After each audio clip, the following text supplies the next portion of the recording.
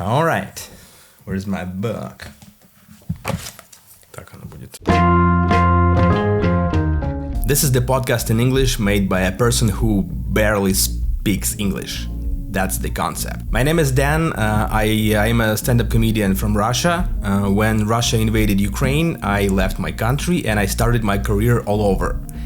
And I record this podcast using a textbook.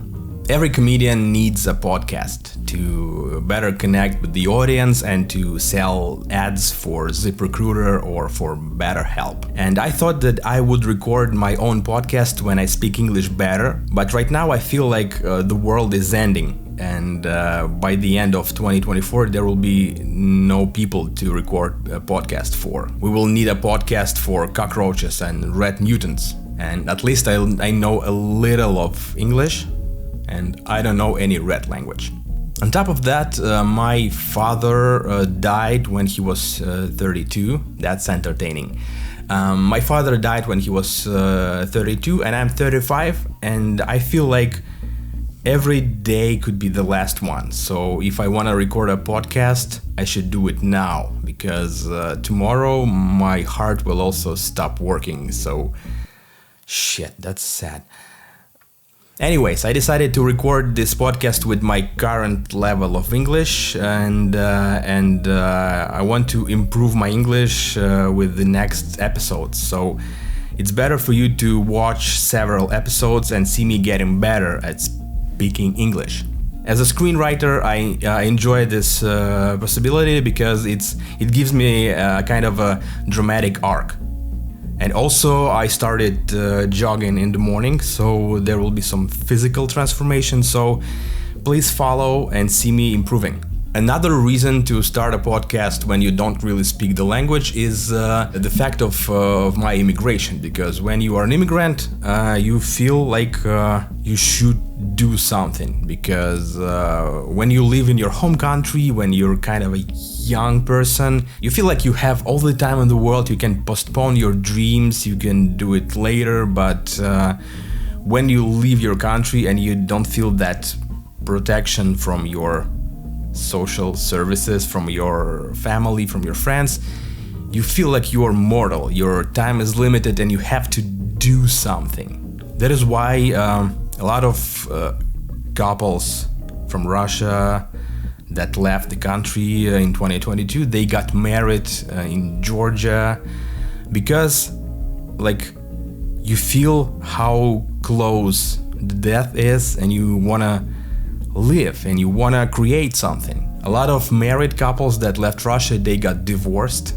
I guess for the same reasons. They wanted to live and they had some problems and they decided to like finally get free and to live a life at its fullest. When we left Russia, we moved to Turkey, and for a couple of months we didn't have any medical insurance, and I felt like it can be over in any minute, and I don't have a protection. I don't have a chance. I can't take any damage. I guess that is why during my first months of immigration, I like to watch those YouTube videos of people playing The Last of Us Part 2 on this super hard level, as I guess it's called Grounded.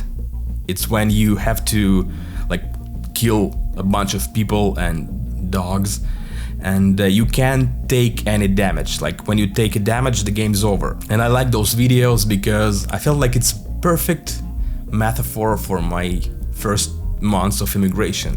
I couldn't take any damage because there was no one to help me if something would happen to me. Like if I broke a leg, it would be easier to just let me die on the street like a wild animal, because there was no way to recover from this when you're an immigrant. That is why I decided to record a podcast in English. I don't want to pretend that I speak English perfectly, because you will still know, because like there's no need to pretend. You have to be yourself. It's the only way to live, because I started doing comedy in English in Istanbul and then in Berlin, and I felt like I have to say where I'm from. Like I cannot hide it, because I have a thick Slavic accent, and people will have questions. People in the audience they will think where this guy is from, like from a cool Slavic country or from Russia. And I just start by saying that I'm from Russia, but... And then basically there goes my whole comedy routine. I just explain why I'm Russian, but I'm okay, you know? It's like my whole hour of comedy is just explaining why I'm not like those horrible people who support the war. That is why I decided to use this textbook as my guide, as my like plan of my podcast, because first of all, I love these big, bright, shiny English and French textbooks, because when I was in school, I was considered to be a talented child. I was smart, but I was from a poor family. That is why they put me into a French group. We would learn French because in Russian schools, French and German are for poor people, from kids from poor families, because rich kids, they would learn English because it's good for your career, and you just need to keep kids from bad families just somewhere for 2 hours in a week. That is why they learned French and German. But I was good at French, so after 2 years of learning French, they sent me to this special class for talented children who had 6 hours of English or French or German instead of 2 hours in a regular class. We had 6 hours of French in our class in a week, and we couldn't use those regular Russian textbooks because they suck, you know, because they are like black and white, they're monochrome, and you use French words to describe your Russian life. My father works at a factory and we eat borscht, and we sometimes I remember in like a 5th grade we needed to describe the weather. Like at the beginning of every French lesson, we would describe the weather. Like every lesson, there was one kid who had to say that, like, it's cloudy, it's raining, and it's windy or something like that. And we needed to describe the weather in a small Russian town, and the weather was the same every day. Like a kid would stand up and he would say, "It's cloudy, the sky is gray, there is no sun, and it's cold." At some point we just learned it by heart, and we didn't learn any new words. And at some point our teacher made us invent like new weathers. She's like, "Please, Dennis, say that it's sunny today." And we would say that the weather is sunny and it's warm, although it was winter. It was like 35 degrees below zero. This is when you learn to lie in Russia. You just pretend that it's all good, although it's not. So I was in this special French class, special in a good way. And we had to order textbooks from France, from Paris, and the English group would order books from London, and the German group would order them from Berlin. And those textbooks were so great. They were so different from a regular Russian textbook. They were like, first of all, they were big, and they were printed on this cool glossy paper. And the coolest thing is that they had like photographs. Instead of like fucking drawings and like schemes, they had photographs of children or teenagers, and those teenagers were happy. They were happy, and they were like, how do I say it without being racist? They were mixed groups, you know, like there were white kids, black kids, Asian kids, even ginger kids. And they were together. They were like, at every picture they were like, they were laughing and smiling, and you felt like, oh, they learned French and they're happy. It was a lie, but like the main impression was that they were one. They were a part of one world, and they would accept each other. Like they didn't think about their differences. They just learned the same language, and that is why they were one. And that was so cool. It gave me this impression that if you study well, if you're a good student, and if you're friendly, and if you're motivated enough, then you get to be a part of the world. Then you get to leave your small town and join them in some big city or in just several cities.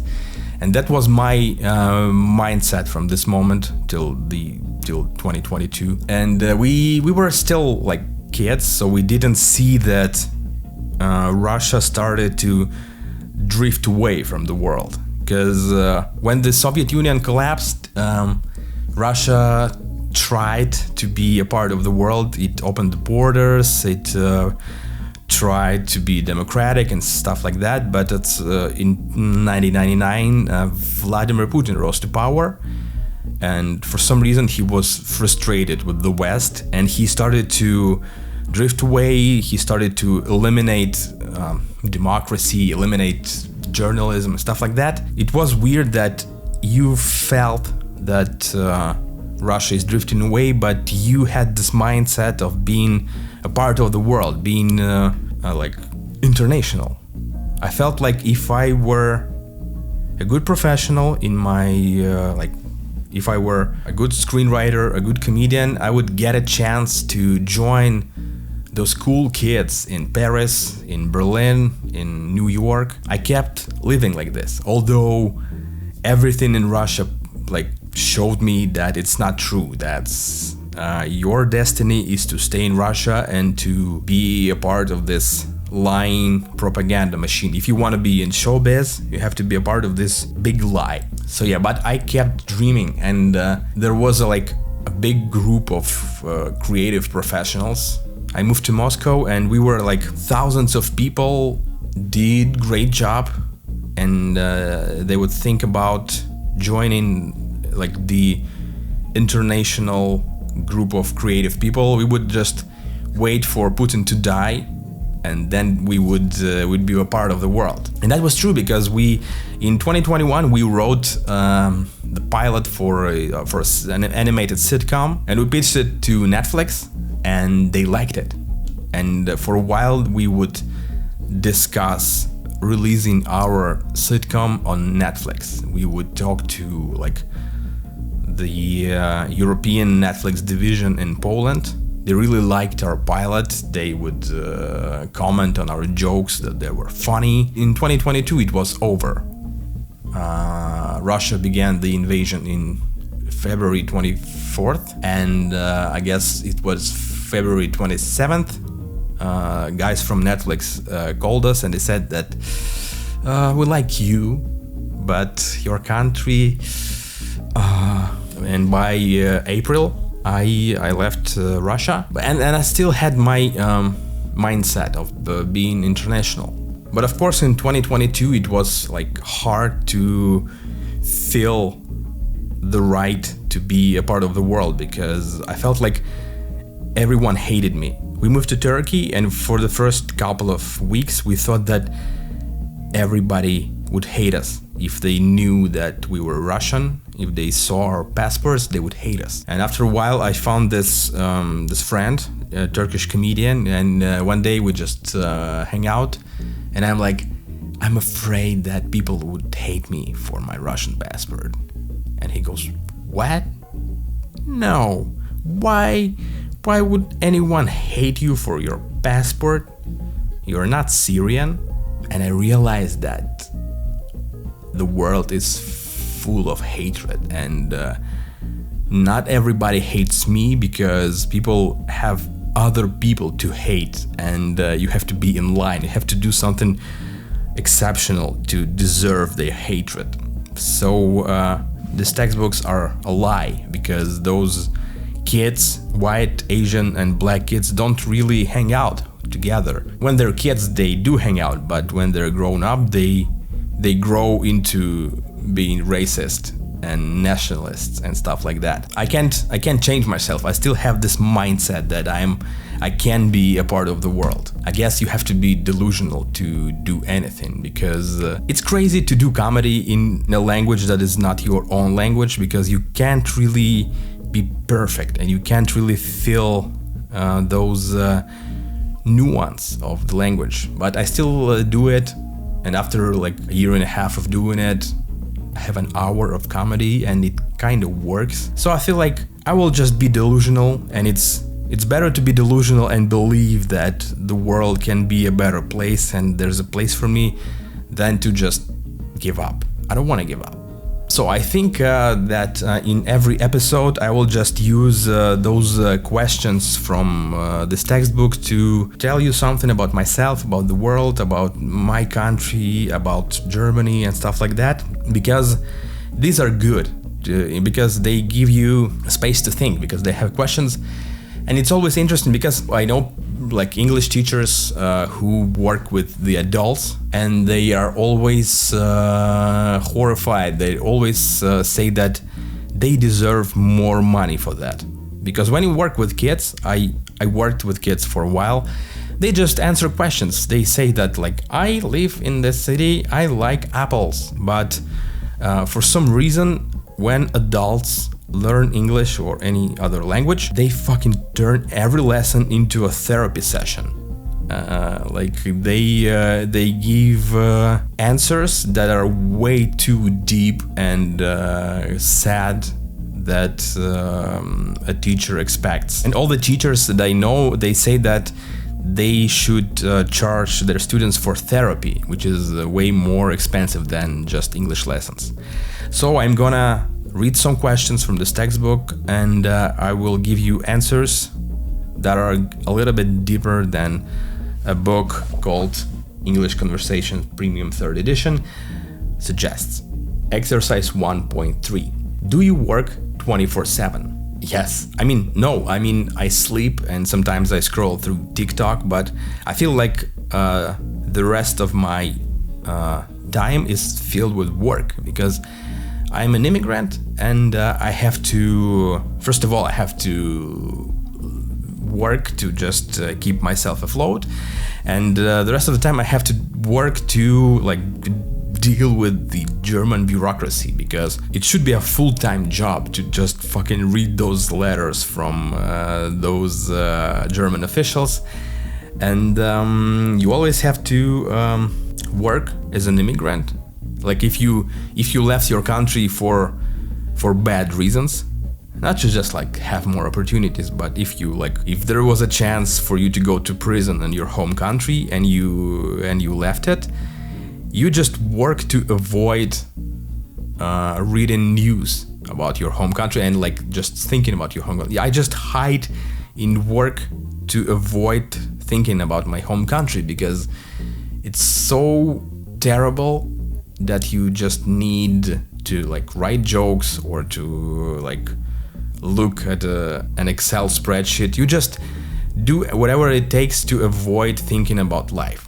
That's why we work all the time, and I envy Europeans, because they feel like Western Europeans, not Eastern Europeans. We work to survive, and Western Europeans, they kind of work to like, why not? Because why not? They just work a little. They work from 10 to 3 and they just go home. That's so cool. Or they do businesses that don't make any sense. Like sometimes you walk around Berlin and you see a store, so you see a store window that has a bicycle, a bag of coffee, and a backpack, and you're like, what the fuck is this store? What's the business behind it? And you don't understand, and people somehow live with it and they somehow earn money, and they just don't work if they have a chance not to work. I was in Dresden, I guess, and I spoke to like locals. I'm like, what do you do? What do you do when you don't work? And they're like, I go to a lake. I looked it up. It's a boring lake. What? Like it's boring to even go there one time, and they go to this lake several times in their lives. It's just so stupid. And I don't know. I guess I'm not ready to be a European. I can't do that. I can't see the lake. I need to work because it's better. It's more interesting than a lake. I like working with Eastern Europeans because you can text them on Saturday and you're like, hey, can you do this like poster for me? And he's like, sure, why not? It's Saturday, I don't do anything. You do business with them because they want to do business. They want to get better. They want to improve. And for them, it's way more important than to like relax. And again, what are you gonna do if you don't work? Are you gonna be alone with your thoughts? Are you gonna call your parents and they will judge you for all of your life decisions? No, I prefer working. Are you from New York? My favorite question. No, I'm not from New York. I lost this lottery. I was born in a small industrial town in Russia. It's actually like 4 hours drive from the Ukrainian border. That is why this war is such a big pain for me, because I feel way closer to Ukrainians than to people from Siberia, for example. We're closer culturally. That is why it's like I cannot imagine that someone can justify attacking those people in Ukraine. And that is why when Russian state propaganda like mocks and ridicules Ukrainian culture, I feel offended personally, because they mock the language. Like in my hometown, we use a lot of Ukrainian words. We use a lot of Ukrainian like traditions. And when the like Moscow propaganda mocks Ukrainian culture, it kind of mocks me too. And it's stupid. It's bad. So yeah, I love New York though. I love New York. I visited several times, and during my first days in New York, I was furious when I saw bored people on the subway. People that are like they just read a book or they just sleep. And like, you're in New York. You were probably born here and you don't enjoy it. Like, fucking enjoy it. It's so cool. It's so cinematic. During my last visit to New York, I met a guy. He's Russian. He works in a like communication engineering company that works under New York in the underground. And basically, he's the guy who's responsible for this cinematic steam that goes from underground. It's so cool, especially like if you're in New York in winter. It looks so cool. And when he told me that, I'm like, wow.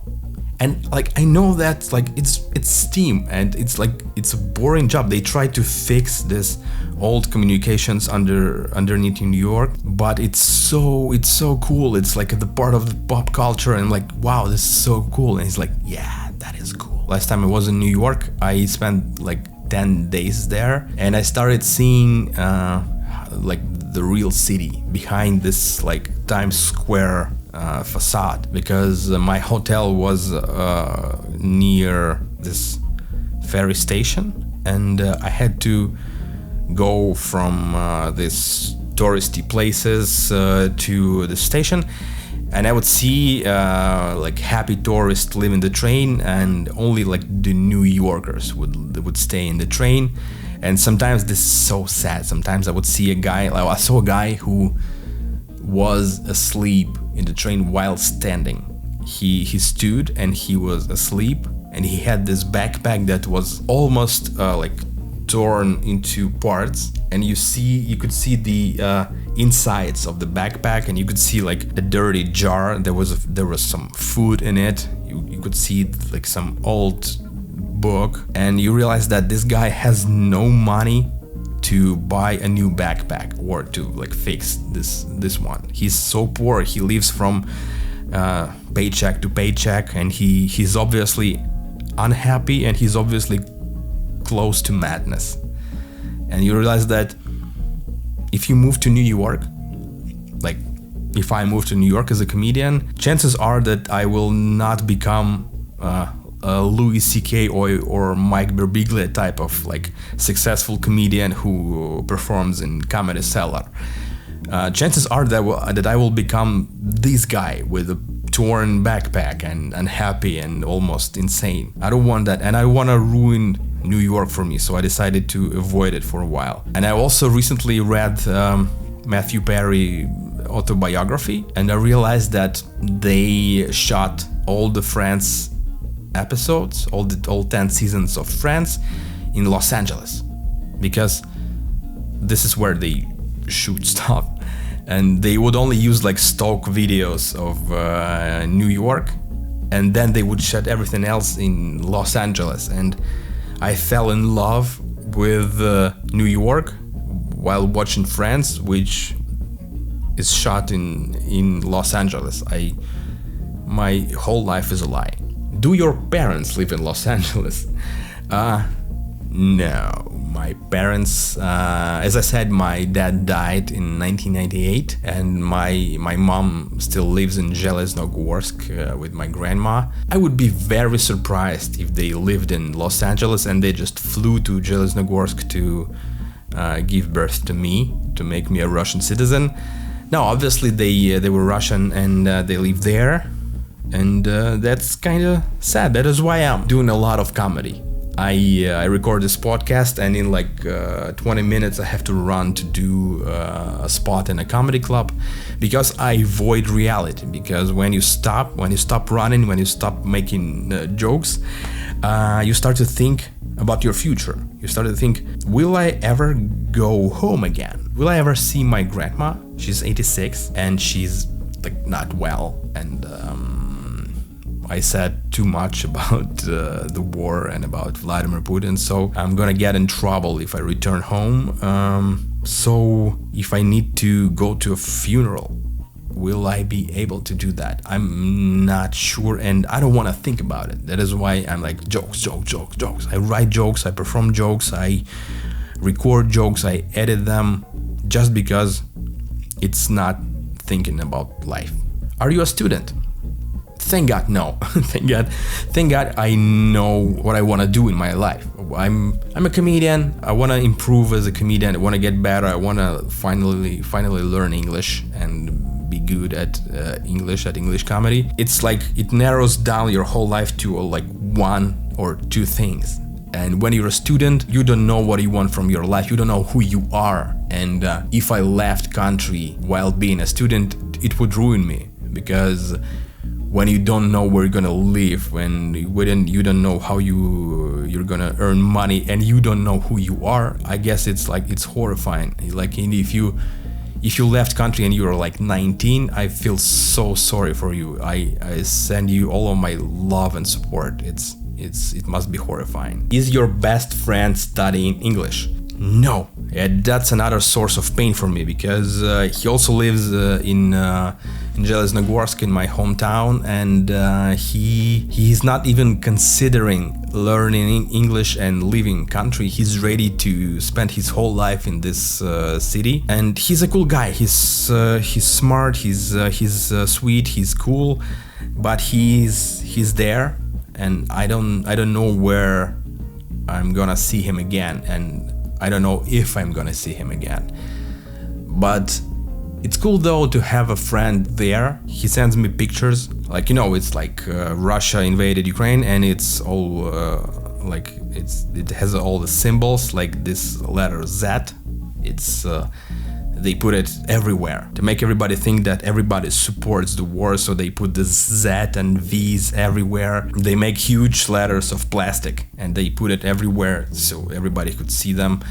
And sometimes my friend sends me pictures of those Z and V letters being destroyed and stomped into the dirt by some anonymous people, and he kind of like makes me happier. That there are cool people there who don't support the war. They try to do something, at least destroy this fucking stupid fascist letter. It's at least they do that, because media, and especially Western media, they're funny, because first they say that the whole like Russian propaganda serves Putin. They lie, they deceive, they tell lies all the time.